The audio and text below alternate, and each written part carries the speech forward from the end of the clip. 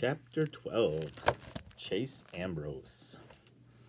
A few more memories have come back. Mostly it's just images and impressions, but there's one that's pretty concrete. My mother has been showing me a lot of old pictures in the hope that something might ring a bell. One snapshot of an ivy-covered building looks kind of familiar. The student union at Johnny's University, Mom explains. It triggers a flashback. It's not that I remember it, more like it's already in my head, and I'm just noticing it now. Mom and 7th grade Trace are dropping Johnny off at college. Our car pulls around the long circular drive in front of the building in the photograph. Johnny gets out and his first day of freshman year, his first time living away from home. He seems terrified. And what do I feel? Sympathy for my poor scared brother? Or for Mom, who's on the verge of tears? For myself, even. I'll be losing my brother to a new life in a faraway place. I don't feel any of those things. Instead, I'm thinking, what a wuss this kid is. I can't believe I ever looked up to him. What a wimp. What a baby. My scorn is so sharp that it jolts me back to the here and now. How could I have made such a harsh judgment about my own brother? When I was in the hospital, Johnny was there at my bedside every minute Mom was, just as worried about me, just as torn up by my accident. I guess that wasn't payback for the wonderful brotherly loyalty I've shown him over the years. People say I've changed. I'm barely beginning to understand how much. Dr. Cooperman isn't surprised that my memory is returning. My brain is totally fine, he says at my next appointment. After all, I remember everything that happened since coming out of the coma. Not that it would be easy to forget things like Shoshanna dumping frozen yogurt on my head, or Brendan going through the car wash on a tricycle, or how it felt to push Joey against the wall, a blur of violence, anger, and lightning-fast action. And something else, too.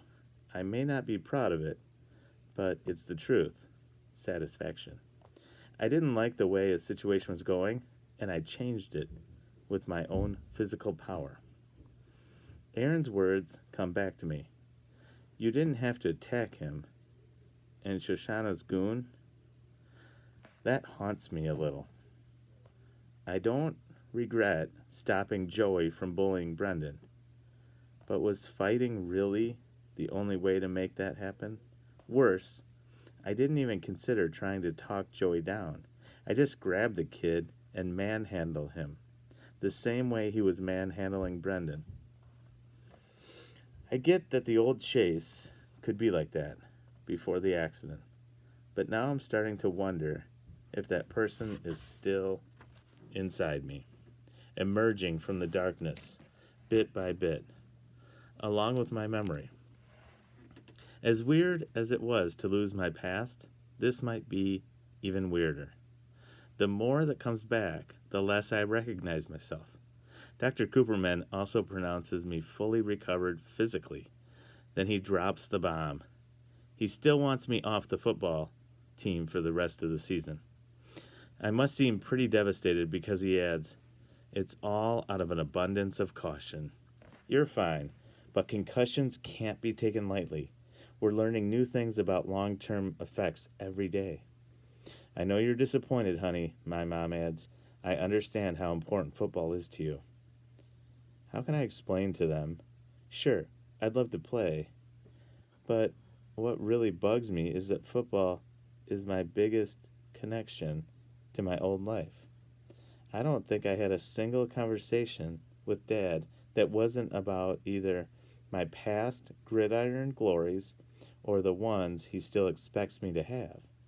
And since the incident with Joey, The only hurricanes who will talk to me are Aaron and Bear. Even with them, half the time I get the impression that their main interest is getting their team captain back.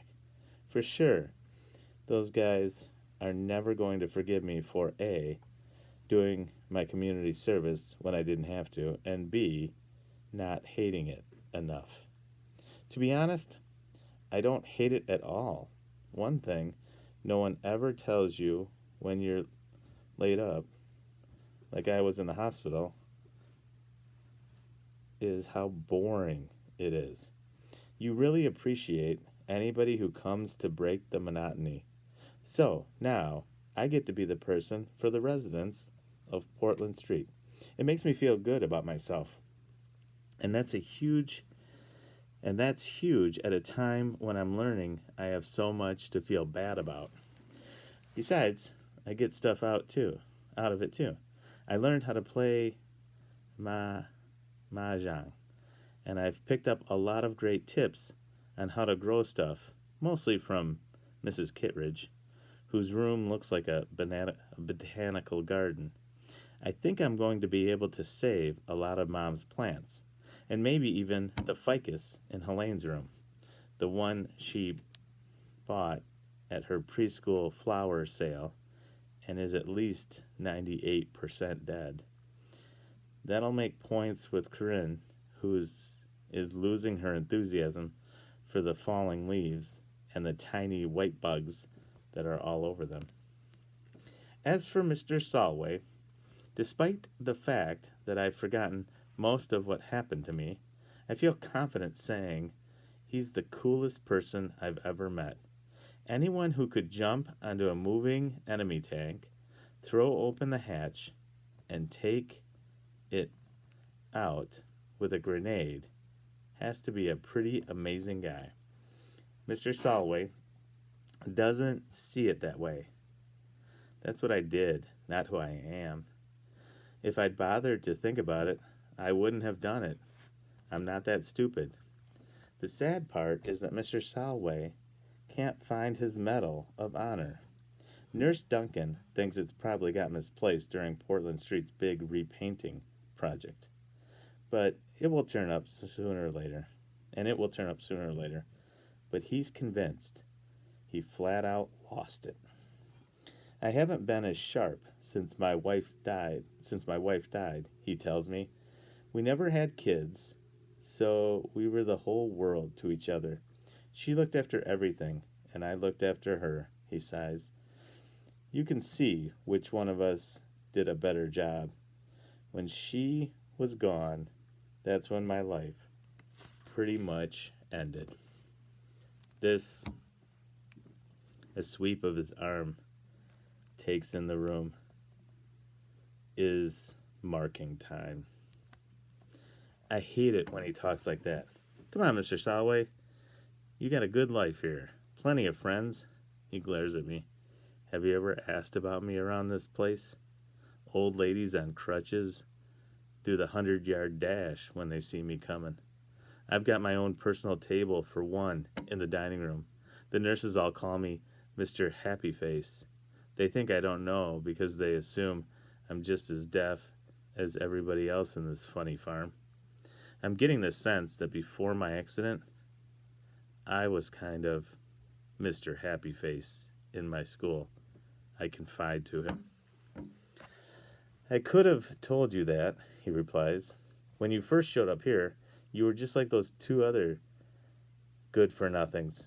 Maybe the worst of the three. Sometimes a whack on the head is exactly what a fellow needs. That's a pretty harsh thing to say to someone with amnesia, but that's just the way Mr. Solloway is.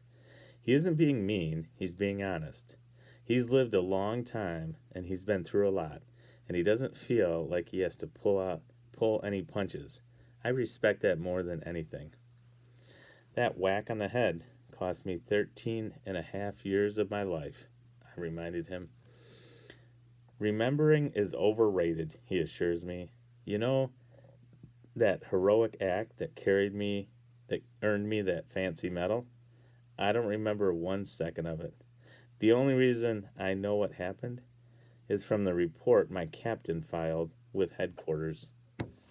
I guess when you get older, it's hard to hang on to every detail I offer.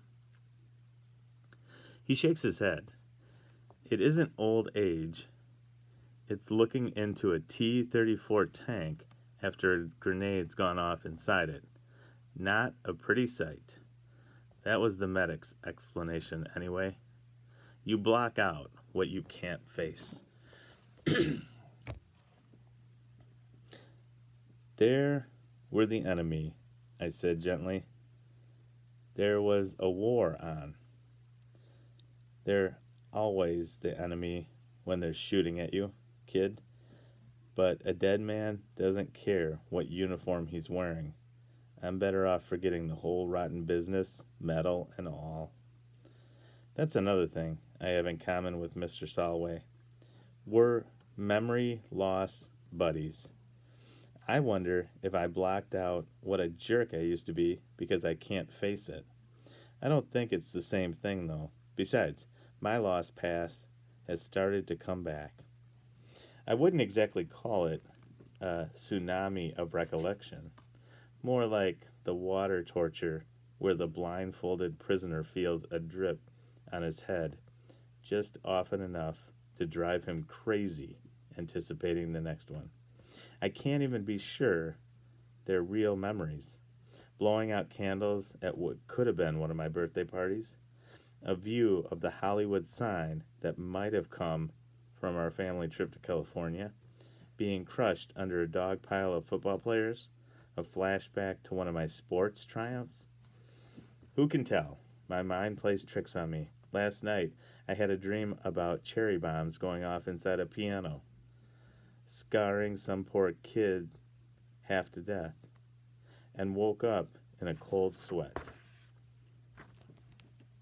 But when I checked the school yearbook, the picture of Joel Weber, he wasn't the guy in my dream. That was no memory, just the byproduct of a guilty conscience. My theory is my brain invents false memories of things I heard about, because I'm trying hard to remember, and I even had a nightmare from the Korean War, and for sure I was never there. I actually saw myself in uniform climbing up the side of a tank like Mr. Soloway did. I yank open the hatch, pull the pin on my grenade, but when the soldiers inside look at me, I can't bring myself to drop it in on them. I just hang there, not knowing what to do until the grenade goes off in my hand. Believe it or not, the impression from before my accident that seems the most vivid is that little girl. Sometimes so much that I feel like I should be able to reach out and touch the white lace of her blue dress or the red ribbon in her hair. I have to question whether she's any more real than the dreams. She never moves. She just stands there, not looking at me, but off to the side somewhere. She must be important, though. She's the one image that was still with me when I woke up in the hospital. I wonder who she is. School triggers a few memories too, but they're mostly random images of feelings of deja vu. They're nothing solid enough to be useful. I still don't really know the faculty, the kids, or the custodians. I'm just now learning my way around the building. I've been attending since the 6th grade. I obviously don't remember what a lousy student I was, because my teachers are also impressed with how well I'm doing now. Some of them seem like they're ready to faint when I actually hand in a homework assignment. Video Club is the one place that's brand new to me because it actually is. We've collected a ton of footage for the yearbook. I'm lagging behind the other members, since most of the kids run a mile when they see me coming.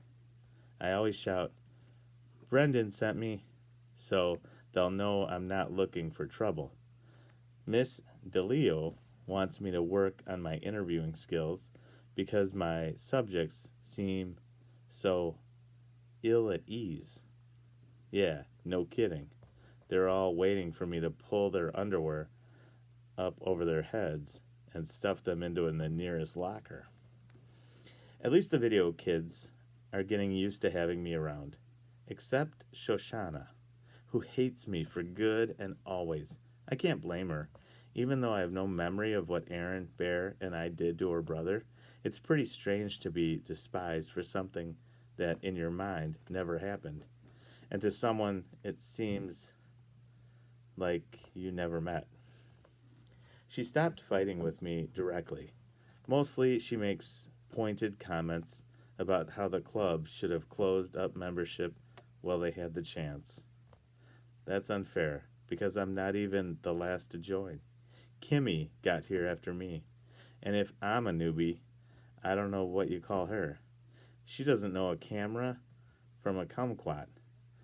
For her interview with the head cheerleader, she left the lens cap on, so there was audio and no video.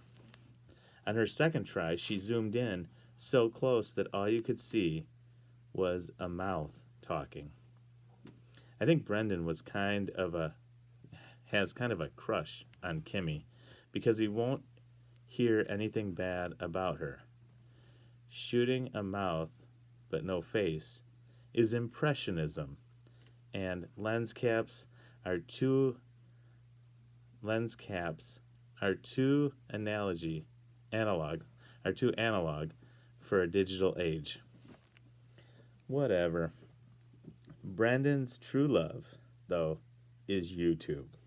This afternoon, he shows us his latest clip of a tiny goldfish barely swimming against the pull in a bathtub drain. With electric guitars roaring in the background. Just as the struggling creature is about to be sucked away into his doom, a toilet plunger slams down over the drain, saving his life. Brendan pauses the video to scattered applause. I call it Plunger Ex Machina, he announces grandly. Shoshanna doesn't approve. You're wasting your time with this stuff. You should be helping me with my entry for the National Video Journalism Contest. It would be a huge boost for the club if we win. He brushes her off. The kind of internet traffic I'm trying to generate isn't going to come from some senior citizen reminiscing about the good old days. That depends on who we pick, Shoshanna insists. Seniors have lived through amazing times and accomplished incredible things. We just have to find the perfect subject. Before I realize who I'm talking to, I blurt, "You should talk to Mr. Solloway over at Portland Street." Her angry eyes skewer me. I've contaminated her precious project with the sound of my voice. Another of my crimes against humanity, like bullying her brother and not dying when I fell off the roof. Who's Mr. Soloway? Kimmy asked. A hero from the Korean War. He was awarded the Medal of Honor. That's the highest award any soldier can get. And how would you know someone like that? Shoshanna demands. It's obvious she doesn't believe a word out of my mouth. I work there, Aaron, Bear, and me. It's our community service for... My voice trails off. She, of all people, knows exactly what we're doing community service for. He sounds perfect, Brendan agrees. Maybe I can get him to ride a tricycle through the car wash, Shoshanna retorts icily. At least talk to the guy, Hugo prods.